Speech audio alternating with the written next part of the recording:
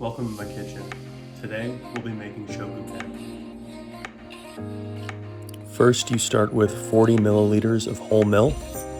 You combine that with 25 grams of bread flour. First, you need to bring your milk to a boil so that the heat from the milk gelatinizes the starches in the bread flour to give your bread a softer, bouncier texture. You're going to let that sit on the side covered in cling wrap for about an hour after you mix it up. Now what you've just created is what's called udane. Now udane is a type of pre-ferment similar to tanzong. Tanzong is a Chinese pre-ferment while udane is a Japanese pre-ferment. The only difference is tanzong is heated up on the stove with a 5-to-1 ratio of water to flour, where udane is used by pre-boiling your liquid and then adding it to the flour. Next, you're going to take 50 milliliters of whole milk and combine that with 20 grams of honey. This is going to be the base to which you're going to add 3 grams of instant yeast, and you're going to let that sit just until you see some activity start to form either around the outside or just little bubbles anywhere in the bowl, so you know that your yeast is alive and well and happy. In the bowl of a mixer, you're going to add 240 grams of bread flour, as well as 15 grams of granulated sugar.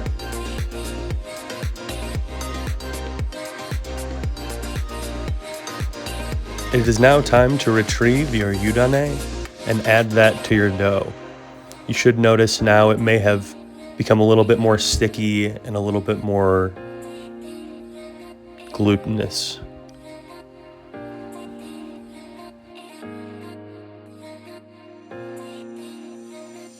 You are going to add your yeasty, milky honey mixture to your udane and your dry, and you are going to give it a little mix up and then cover it for 10 minutes to auto-lease your dough to allow the starches to properly hydrate.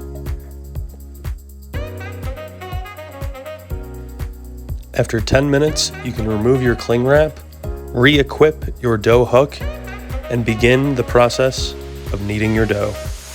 You're going to go for what's called an improved mix, which means that it barely passes the window pane test. In addition to the ingredients that you see here, I also have 20 grams of water on the side, as well as 30 grams of room temperature unsalted butter. I add the water at certain points if I think the dough is getting too dry, and right before it's done kneading, I add my butter in right at the end. At this point, we need to see if our dough passes the window pane test. We're going to take a small bit of dough between our fingers and stretch it out. It should stretch until it becomes very thin and just start to break. Now that our dough is kneaded, we're going to cover it in plastic wrap and ferment it in a warm area for 1 hour until doubled in size. Now that it's doubled in size, we're going to punch the air out of it and roll it out onto a lightly floured work surface. Optionally, you can also stop your fermentation halfway through to punch the air out and then continue fermenting for the final 30 minutes. I don't deny there's some strange evolutionary process going on. But You're going to divide your dough into 2 parts and roll them into boules. You can do that by flattening your dough out and taking each of the outside corners and pulling them in towards the middle. Once they've all been pulled in towards the middle, you want to pull them up and kind of seal it, flip it upside down, and make sure it's nice and tight so that your boules can rise properly. We next want to bench rest for only 5 minutes before, one at a time, taking the boules out and rolling them out into a rectangular shape. Flouring your workstation will help prevent the dough from sticking and making it harder to roll up. You're going to flatten it out and then do a letter fold. So you're going to take 1/3 of the dough and fold it in towards the middle, take the opposite side and fold it over the side that you had just folded into the middle.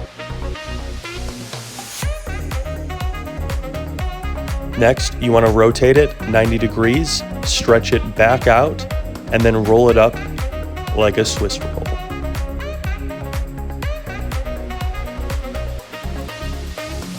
Repeat the same steps for your second bowl. Now get a loaf pan and generously grease it either with non-stick cooking spray or butter. Up next, it's time to place your dough into the pan.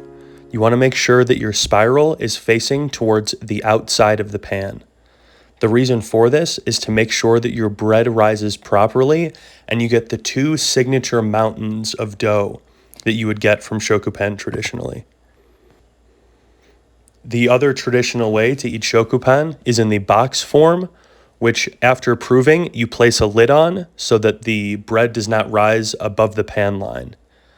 I am making mountain form Shokupan, which means that I leave it uncovered and bake at 400 for 40 minutes until golden brown and the inside registers 190 degrees Fahrenheit. Remove your bread from the pan and allow to cool completely before cutting into. Traditionally, Shokupan is eaten at breakfast time as toast and almost always served with butter.